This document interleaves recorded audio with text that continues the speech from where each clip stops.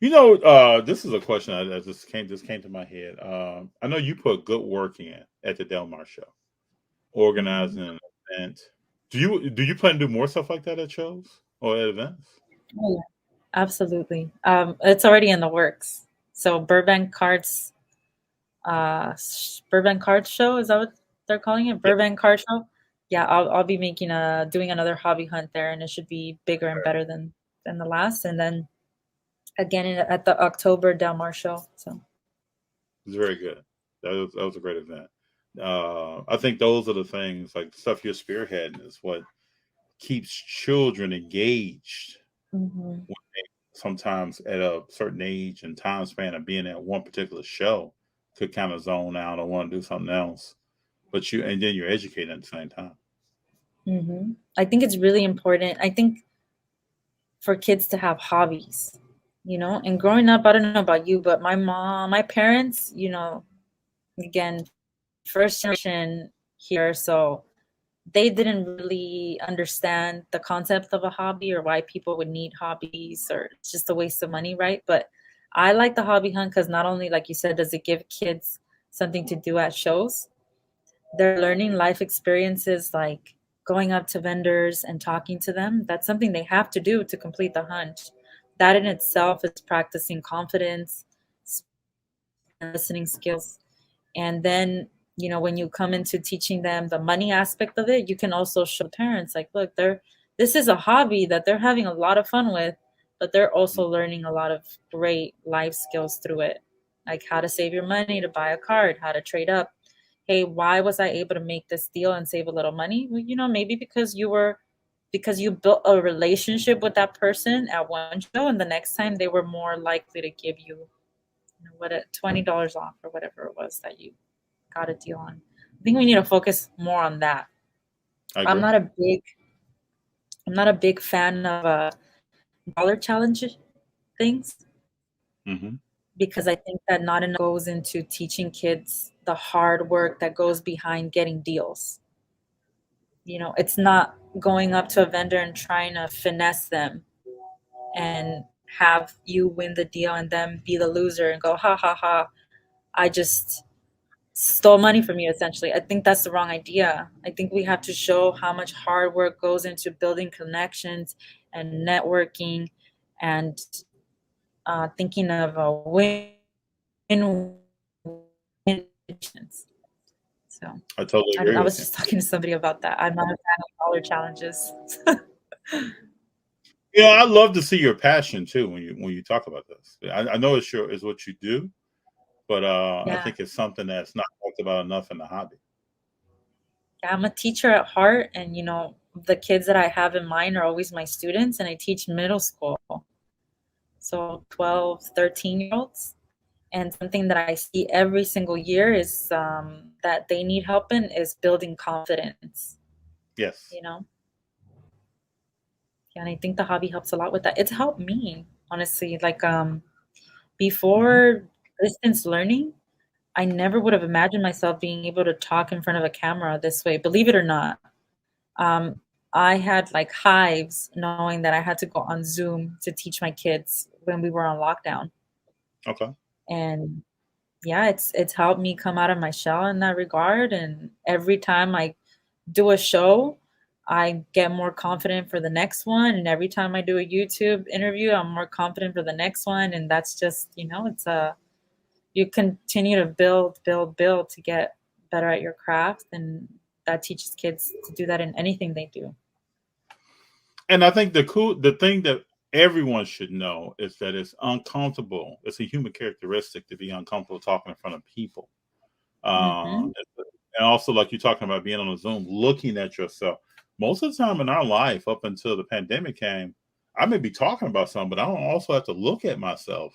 You know, while while I'm doing it, I didn't have to do that until Zoom came out and other things came out to conduct meetings in separated places. So, um, and I think I would like for people to always know that, like, it's not if you feel anxiety talking to people or being on the Zoom looking at yourself, you're not by yourself.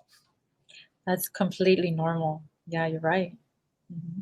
So I want to bring my 6-year-old junior to a show that you're going to be at, and take him through the hunt. I think it'd be good Oh for him. yeah, Burbank's Sports Card Show, that one in August. I'll bring him. That should be the best hunt to date. Yeah, I'm excited about that. I'm excited about really honing in with the vendors about like the skills that they're teaching. It can be hard if it gets busy. That's why I like to do it only one certain day. Vendors have to Yes. go to make money too, but I think Mhm. Sundays and usually slower for shows. It's a great Yes. opportunity to do that, and it also something that I've talked about with others too. It's building that culture for shows everywhere now, because I feel like sometimes kids may be left out because vendors aren't taking the time to make those interactions and interact with kids. So I forgot who said this. I'm so sorry. But they said, if you're a kid and you have, let's say, a $10 card that you really love, and you go up to a vendor spends some time to get to know you, tells you, hey, that's a great card. That can make the difference between someone being a lifelong collector, having that positive first time card show experience, Yes. versus get this trash out of here, kid. Hmm. Which I'm sure has happened to people. Oh, I've seen that happen. I've seen that firsthand. So kind Oh of, yeah. if we in the future maybe make um, this a requirement for vendors, have a discount on the table if you're part of the hunt, and essentially you have to be nice to kids. I think more people would be then being forced to do it. Say, hey, this isn't so bad. Kids are pretty cool. Doing stuff for kids is pretty cool. I'm lucky that I've gotten to be a teacher, interact with kids, and know how fulfilling and how beautiful of a connection that can be. But people don't really, not everyone understands that, especially if you don't have kids of your own. I can see how it's hard I can see to why it's connect hard with too. that. But I also Hmm. think about just think about the hobby as a market, right? Who are going to be the future market purchasers, buyers, Hmm. people at tables? And I can remember every local card shop I went in Chicago where someone tried to talk down to me or act like I knew nothing. And when I was 13, 14, 15 years old, I can remember that. And what it did with me, Stephanie, is that it sparked me to always want to do research, be on my game when I'm talking to someone. And then when I don't see people do something, it makes me. So if I see someone not really engaging with people that are young, whenever I go out, and I vowed this to myself when I was, if I'm interacting with young people, I'm going to be engaged with them. I'm going to have a conversation with them. I'm going to talk to them like people and not like talk at them.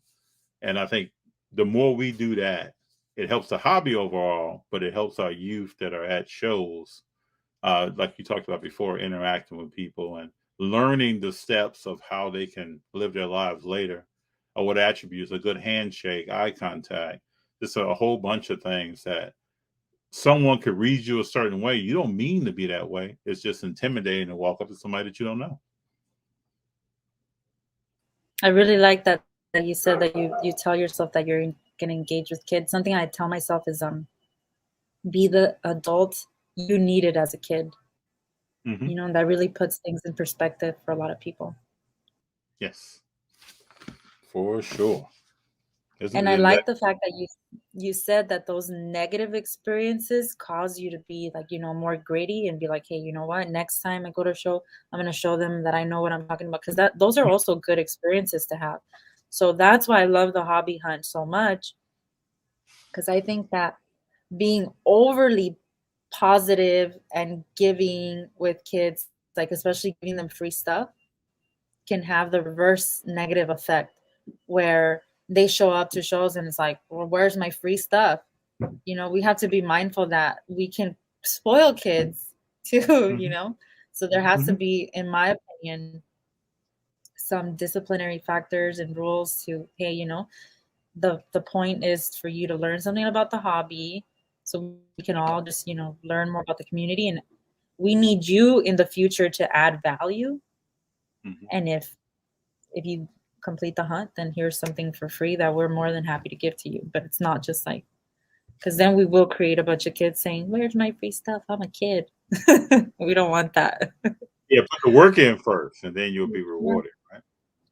And same I know thing. That's I came over to your table at Del Mar, and you were, as I expected, you were serious, right? And there were some kids. I've told this story here at home. There were some kids poking, like looking into the bags to see what was in, and you were like, you said, "There's no peeking. We'll be giving out bags shortly." There's no. that's the middle school teacher in me. It's Yeah, I getting saw it. stricter too. That's good stuff. It's good stuff. Feed the God says, I've always have this one rule for myself: be the adult that my 7-year-old would look up to and be proud of. That's why I still love Pokemon and Yu-Gi-Oh. Still at 27. Need to make that inner child happy. I feel that all the time. As I look at cards, it could be a modern day card. It could be Bo Jackson. It could be something from even before I was born, Willie Mays, Hank Aaron, someone else. It's still that kid in you that you get excited about stuff. I agree, and that's why I tell everybody that they need a hobby. Because sometimes I don't know about you, but I'm a teacher and I have coworkers, and I try not to talk about cards because I know they don't understand. But from time to time, I'll be like, yeah, like I sell cards and I have followers on Instagram, and I feel like it could seem childish to them, but I think everybody needs, I totally agree with you. you know, um, garden. My brother actually he into plants, so he does that. Mm-hmm. He grows his own exotic plants in his apartment, and he could sell them if he wanted to. He said he could sell some of his plants for like $1,000. Okay. But that's his love. Like he loves walking into his home and seeing it, so he would never sell it. Okay. Now I'm a firm believer that, like when I came up, my parents believed that no young person should just have idle time all the time.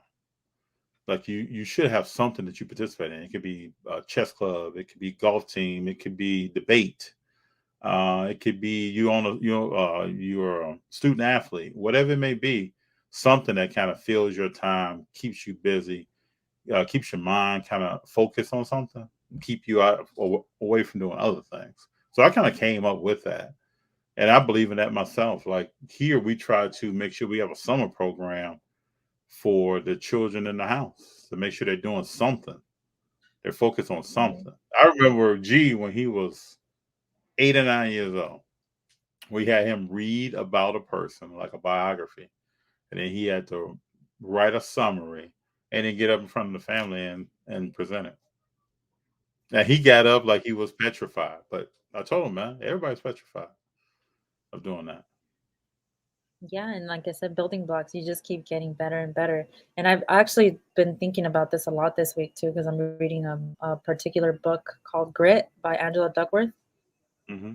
Anybody who's watching that has kids, you should definitely read it. And it talks a lot about that. Not necessarily that they shouldn't have idle time, but that everyone, especially kids, should have something to do where they genuinely want to get better at.